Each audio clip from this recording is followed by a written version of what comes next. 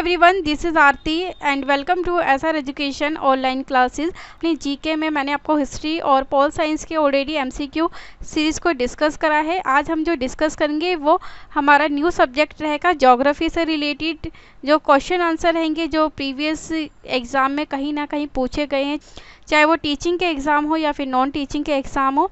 तो ये क्वेश्चन कहीं ना कहीं एग्ज़ाम में रिपीट हुआ या फिर मैक्सिमम टाइम हमें देखने को मिले। आज जो डिस्कस करेंगे ज्योग्राफी की एमसीक्यू सीरीज़ के क्वेश्चन आंसर को डिस्कस करेंगे। क्वेश्चन नंबर फर्स्ट आप लोगों के सामने है। क्वेश्चन नंबर फर्स्ट को हम लोग डिस्कस करते हैं। क्वेश्चन फर्स्ट में कहा है, पृथ्वी के मंदाकिनी आकाशगंगा, मंदाकिनी को क्या कहा जाता है? आकाशगंगा को सबसे पहले किसने देखा था? आपको बताने कि जो पृथ्वी के मंदाकिनी या फिर आकाशगंगा को जो सबसे पहले वैज्ञानिक ने देखा था वो कौन से वैज्ञानिक ने देखा था? ऑप्शन फर्स्ट में कहा गैलीलियो ने, ऑप्शन सेकंड दिया हुआ है मार्टिन समिट ने, या ऑप्शन थर्ड रहेगा मार्कोनी ने, या ऑप्शन फोर रहेगा हमारा न्यूटन ने।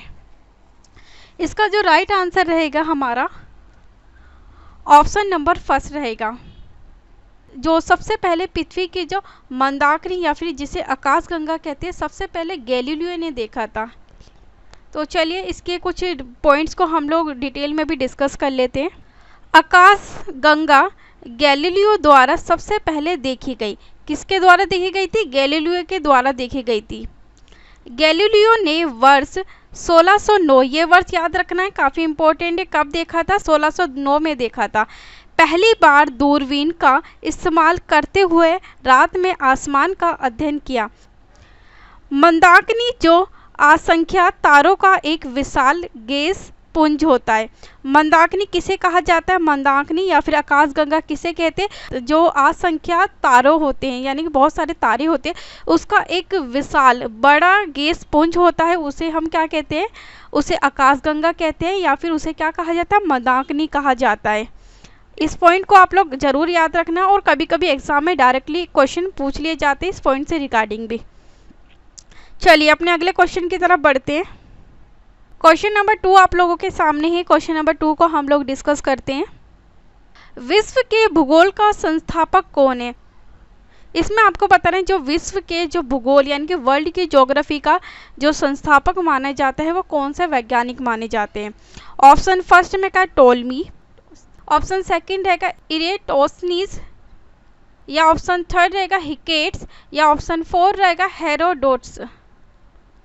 तो इसका राइट आंसर हमारा क्या रहेगा? ऑप्शन नंबर सेकंड रहेगा। जो विश्व के भूगोल के संस्थापक या फिर जो वर्ल्ड ज्योग्राफी के फाउंडर माने जाते थे वो कौन रहेंगे? हमारे इरेटोस्थनीज। चलिए इसके रिगार्डिंग कुछ पॉइंट को हम लोग डिस्कस कर लेते हैं।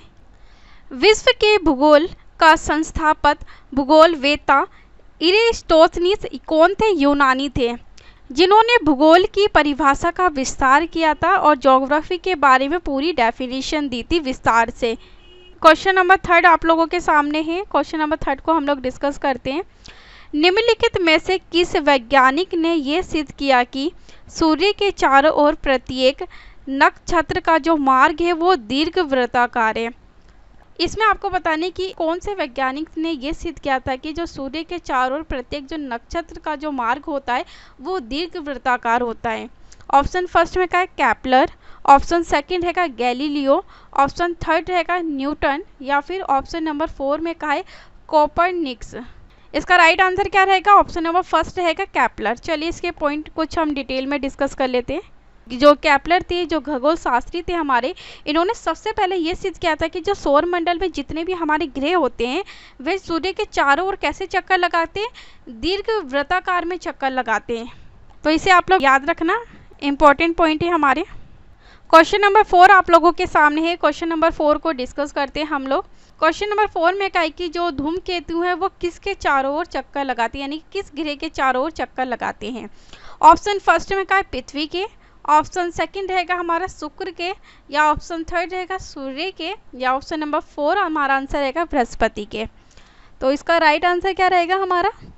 ऑप्शन नंबर थर्ड रहेगा सूर्य के।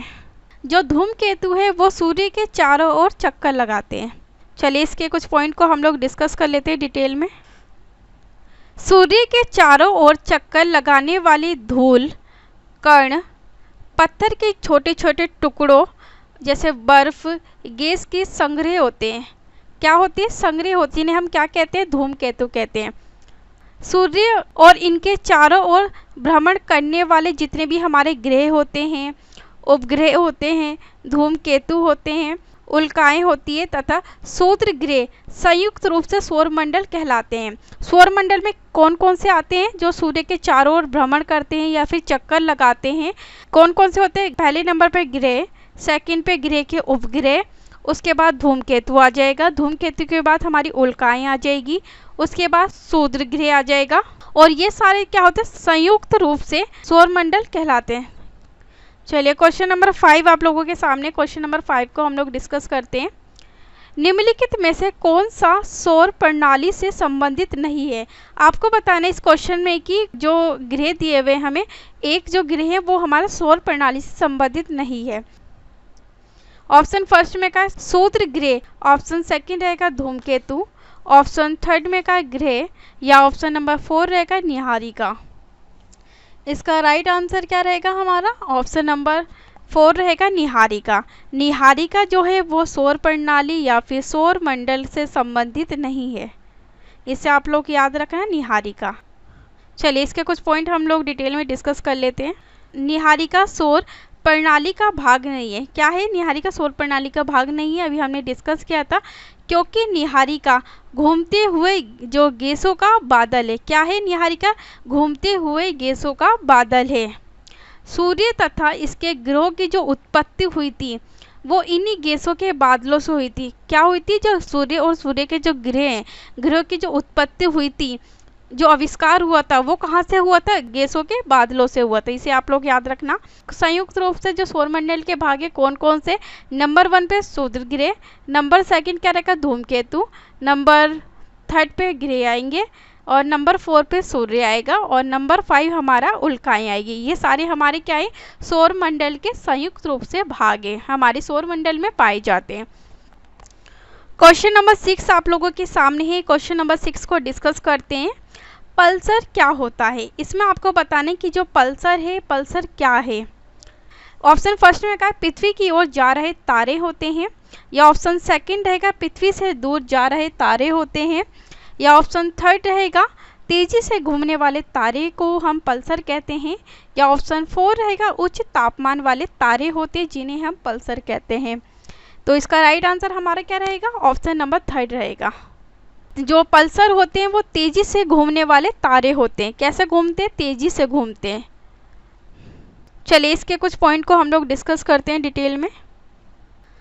पल्सर तेजी से घूमने वाले तारे होते हैं। पल्सर क्या होते हैं? अभी हमने डिस्कस किया था, तेजी से घूमने वाले तारों को हम क्या कहते हैं? पल्सर कहते हैं।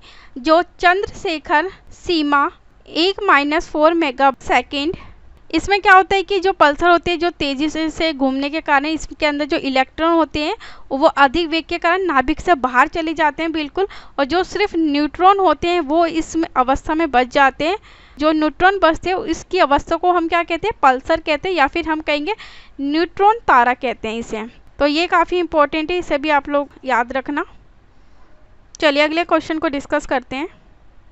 क्वेश्चन नंबर 7 आप लोगों के सामने है।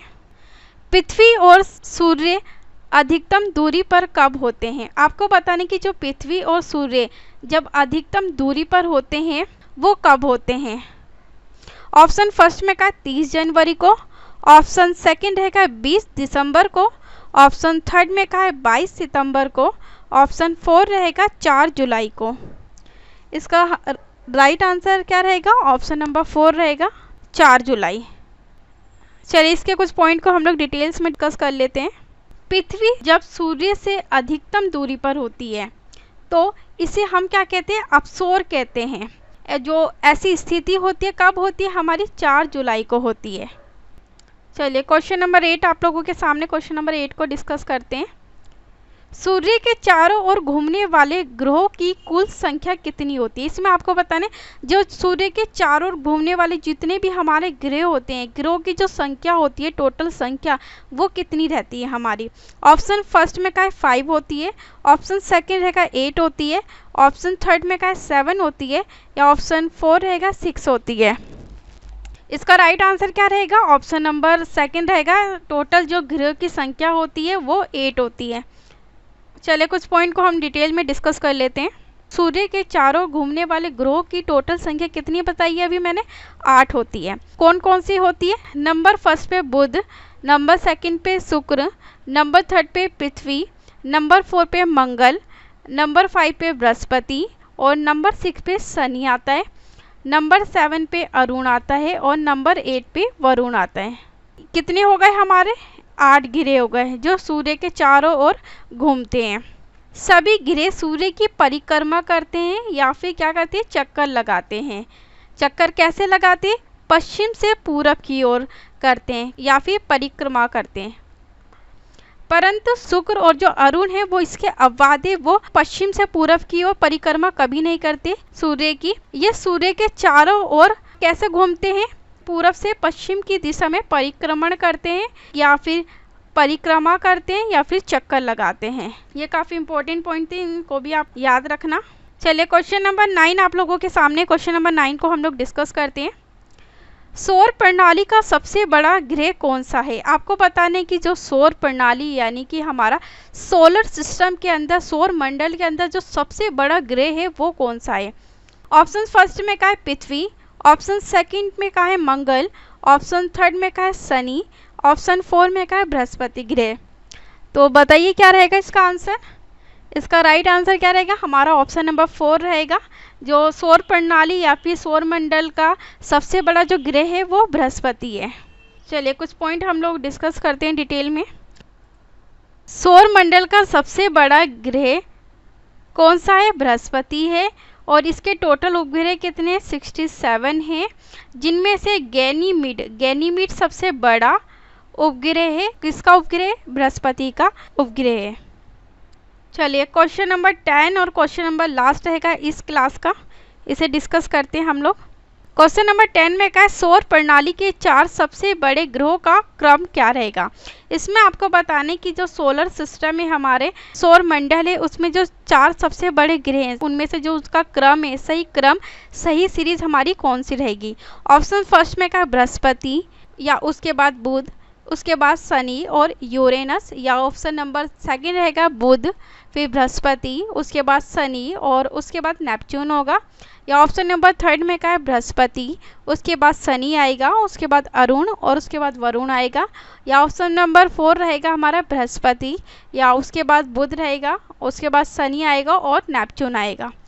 क्या रहेगा इसका right answer? Option number third रहेगा इसका राइट आंसर। यानी कि जो सौर मंडल और सौर प्रणाली या फिर सोलर सिस्टम के जो सबसे बड़े ग्रह का जो एक क्रम है, एक सीरीज है, क्या है? पहले क्या आएगा? बृहस्पति, उसके बाद शनि, उसके बाद अरुण और उसके बाद लास्ट में वरुण। चलिए इसके रिगार्डिंग कुछ पॉइंट हम लोग डिस्कस कर लेते हैं डिटेल में। सौर प्रणाली के टोटल ग्रह कितने? 8 ग्रह हैं। आकार के अनुसार जो ग्रह आते हैं हमारे, सबसे पहला बृहस्पति आएगा, उसके बाद शनि आएगा सेकंड नंबर पे, उसके बाद थर्ड नंबर पे अरुण है और 4 नंबर पे हमारा वरुण रहेगा, 5 नंबर पे हमारी पृथ्वी रहेगी और 6 नंबर पे जो ग्रह रहेगा शुक्र रहेगा, 7 नंबर पे मंगल आएगा और 8 नंबर पे बुध आएगा। तो ये सही क्रम में पहले पे बृहस्पति और लास्ट में बुध है। तो इन्हें आप सीरीज में याद रखना एक क्रम में। कभी कभी हमसे क्रम भी डायरेक्टली पूछ लिए जाते हैं। तो ये काफ़ी इंपॉर्टेंट पॉइंट थे ज्योग्राफी से रिलेटेड हमारे। आज की क्लास को हम लोग यहीं समाप्त करते हैं। अगली क्लास में कुछ अगले टॉपिक से रिलेटेड हम लोग डिस्कस करेंगे। अगर आपको किसी भी सब्जेक्ट से रिलेटेड कोई पीडीएफ चाहिए तो पीडीएफ के लिए आप लोग टेलीग्राम चैनल को ज्वाइन कर सकते हैं। वहाँ से सारी पीडीएफ को डाउनलोड करके अपनी जो तैयारी है आप लोग संपूर्ण तरीके से कर सकते हैं। तो थैंक यू सो मच आज की क्लास के लिए।